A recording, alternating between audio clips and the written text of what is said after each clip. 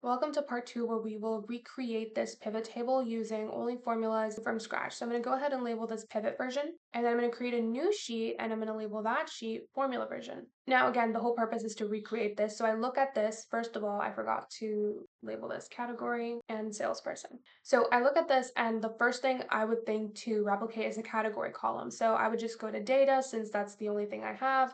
Go to my category column, just Control C, go back to formula version, just paste. And I only want unique columns because if you look at it, these are all unique. There's no repetition.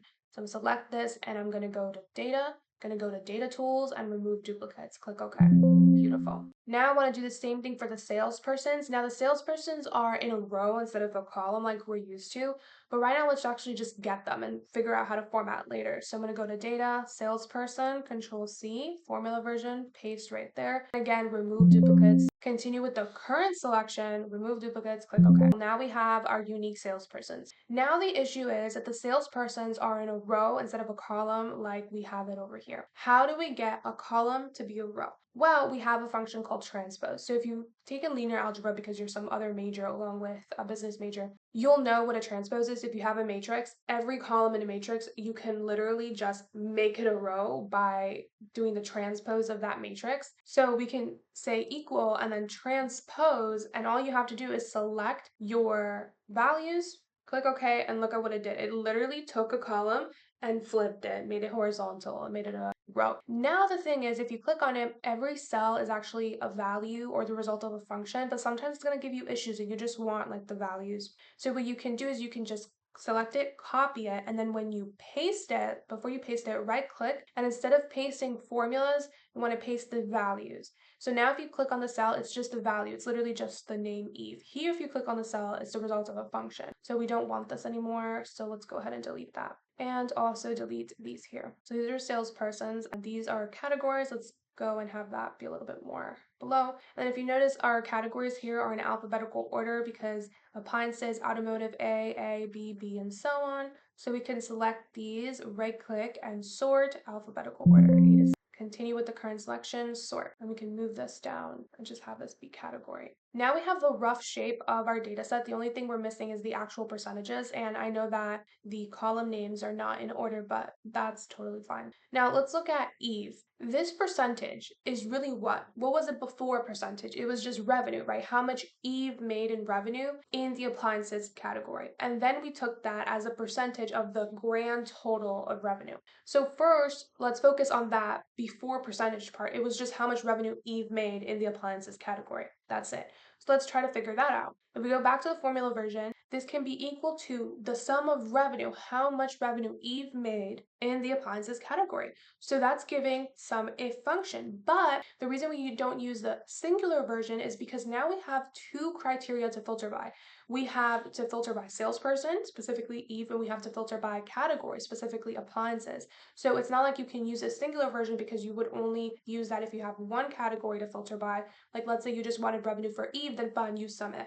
But because we have two things to filter by, we need revenue if salesperson is Eve and if the category is appliances. We need to use the plural version, sum ifs. Then the first thing you put in is what you want to sum up. Well, I want to sum up my revenues. So I'm going to go to data and I'm going to select my first value. Don't include the header revenue and go all the way down. And if you go back to your formula sheet, what it says is you want column E, which is your revenue column, but you don't want it from your formula version sheet. That's the sheet that we're currently in right now. I want it from my data sheet, and we can go ahead and delete the tick marks because data as a file name, sheet name doesn't have a space in between, so we don't need the tick marks. So right now, all you've given it is the revenue column, and this is a sum if function. So it's going to take the sum of the revenue, but it's going to take the sum of the revenue. How? How do you want it to take the sum of revenue? Well, you want it to take the sum of the revenue only if the category is appliances. So first you have to give it the category column because it needs to go through all of the categories and find specifically the appliance category. So let's select our first cell in category and go all the way down. Go back to your formula version. I have my column A, which is my category column, but I want it from the data sheet. So now what you're saying is I want you to sum up all of the revenues if, that's why it's called a sum if, because take the sum of something so it's conditional, if you look through all of the category column and specifically that category is appliances. And again, when you're referring to a cell that's in your own sheet, you don't need to specify the sheet, just the cell A3. And then not only if the category is appliances, but if the salesperson is Eve. So now you want to go and give it the salesperson column. So select the first value, go all the way down, back to formula version, delete this, make it data because the name of the file that column is in is data. So you've given it the salesperson column and you want to say, okay, go through the salesperson column, add up the revenue only if that salesperson is what, and that's what comes next, a specific salesperson, and that is Eve. And again, when you're referring to a cell in your own sheet, you don't need to specify the sheet. Then you want to do parenthesis and click enter. That's 1400. Let's see if we're correct. If we go back to pivot version and get rid of the percentage, if we look at Eve for appliances, that's 1400. So we're correct. Now the thing is, we have to put this in terms of percentage as a percentage of the total amount of revenue that we ever made. So we can just take that and divide, right? Have it be out of the total amount of revenue we ever made. So that's just summing up all of the revenue we ever made. So that's going to be sum of your revenues. So we select this, go all the way down, go back to formula version. This column is coming from data, and then parenthesis and click enter. And now it's as a percentage. If we go back to the pivot version, 0.85, this is 0.85, but we can right click and format cells as a percentage and click OK. That's exactly what we have. Now we have to do that for the rest of them. If you take the cell and click on this right bottom rectangle, go all the way down, you'll see that we're not getting right answers. They're all zeros. Why? Well, if you take a look over here, this function is referring to the salesperson as Eve, that's the red box, and the category is appliances, that's the blue box. But if you go down one, this function is referring to the 0.85% as a salesperson and the automotive as a category. But I don't know about you, but 0.85% is a number, not a person. So this is supposed to still be Eve. So the issue is you'll realize as you go down, this red box keeps going down one and again and again. I want it to stay fixed, locked in, anchored to Eve. So the solution is anchoring. So let's say you're in the ocean, you're in a boat, a ship, you put your anchor down in the ocean, now you're locked in, you can't move, you're anchored. So what are we anchoring? Well, here's the rule. This is a column because we dragged down. Think of your dragging as your column. We're going down the column. So you want to lock the opposite, which is the row. So opposite of column is row. So over here, we're going to lock the row, but the row of what? Well, the row of the value that we want to lock in, which is Eve. Eve is this red one right here. So remember that this is the salesperson column. We're saying go through the salesperson column and only sum up the revenues if that salesperson, particularly specifically, is B2, which is Eve. So we want to lock the row of Eve, and the row is always the number. The letter is the column. So we just put a $ in front of the number. That's how we lock in the row for that particular value. So the anchor, the locking in, $. Click enter, and now if we were to drag this all the way down, we get some numbers. But if you take a look, let's look at toys for Eve. 2.45% here. Here, toys for Eve is 2.09%. So we have a number, but it's not quite right. Why? Let's look at what else is happening. If you notice in the first one, this is all correct. The first one's always correct. In every column that we take from our data sheet, so data sheet, we start at row 2 and end at row 131. Start at row 2, end at row 131. Start at row 2, end at row 131. Start at row 2, end at 131. But then, if you go down here, we start at row 3, end at 132. We start at row 3, end at 132, and so on. So what this is saying is that for every time we go down one, instead of starting from where the data should start, row 2 and all the way down, now the second time in, we start at this one, and then we ignore this one.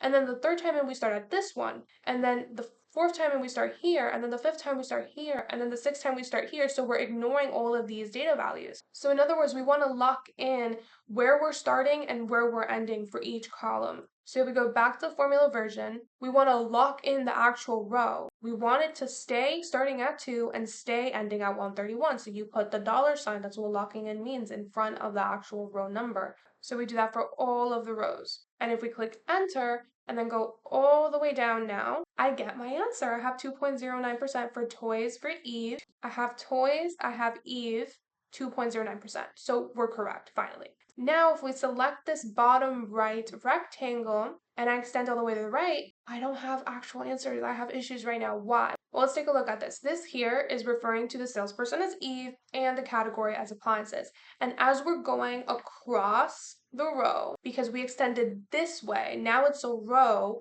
we want to lock in the opposite, the column, because the issue is, if you look at this function is referring to the salesperson as Dave, which is totally fine, but it's referring to the category as 0.85%. Again, that's a number. The category is supposed to be appliances. So the issue is, if you keep looking, for every function, it's going one to the right, and then over here, it's going to go another to the right, and then another to the right. This blue box is supposed to stay fixed in the category, and it's not. So it's the same thing when we went all the way down. We have a column, right? Like, look at this. It's a column. We're going down a column. We have to lock the opposite, the row. So we did that. We locked the opposite, which was the row, so the number, we put a dollar sign in front. So now all we have to do is do the same, but for category, and because we're dragging, look at this, to the right, that's a row. You can see it's a row. So you want to lock the opposite of row, which is a column. Column of what? Of what you want to lock, which is appliances. So you really go and look for what's the blue box, what's appliances, this value right here. Because remember, you're giving it the category column and you're saying look through the category column and only sum up the revenues of that category column if that category is specifically A3, which is appliances. So again, because we're dragging across a row, we want to lock the opposite, which is the column. The column is the letter. So you want to put the dollar sign in front of the letter, click enter. Now you have to drag it all the way down first, then drag it all the way to the right, but then you still see another error, and then you go again and you find out, well, what's the issue? Well, if I click over here, remember that you first start by giving it the revenue column. The revenue column, if we go back to our data sheet, is column E, right? So we go back to a formula sheet. Here, our revenue column, column E, we see E, that's fine, right? If we go here, our revenue column, now it's column F. If you go back to your data, there is nothing in column F. So the issue is that as you keep on going, the columns that it's searching through from the data file just keeps on going one to the right. So not only do we want to lock in where they start, so from row 2 all the way to row 131 to the end, but we also want to lock in the column itself. We don't want it to keep on checking the columns to the right. Revenue column is column E, period. So we want to lock in that column. Columns are letters. So we're just going to go ahead and lock in all the columns because it's doing it for all of the columns. Here it's column E, column A, column B, and if you go over here, now it's column F, column B, column C. So it's literally changing all of the columns. So we want to lock in the columns that you gave the function, like so. And you don't want to put it in front of this one because this isn't a column that you're giving it. This is an actual cell in this sheet. Click enter, and then again, drag it down all the way first, and then all the way to the right.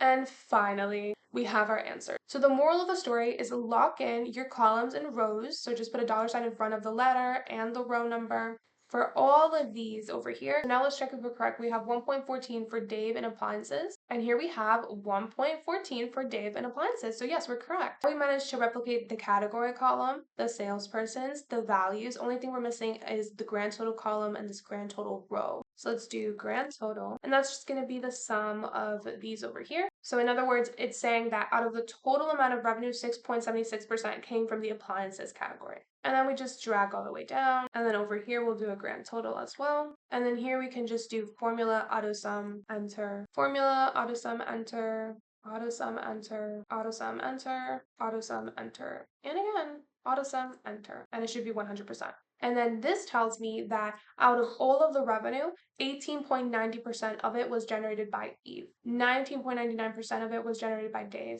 And then this tells me that out of all of the revenue, 6.76% of it was generated by the appliances category. 5.69% of it was generated by the automotive category, and so on. And that's it for this video. Hopefully you found this helpful, and I'll see you in the next.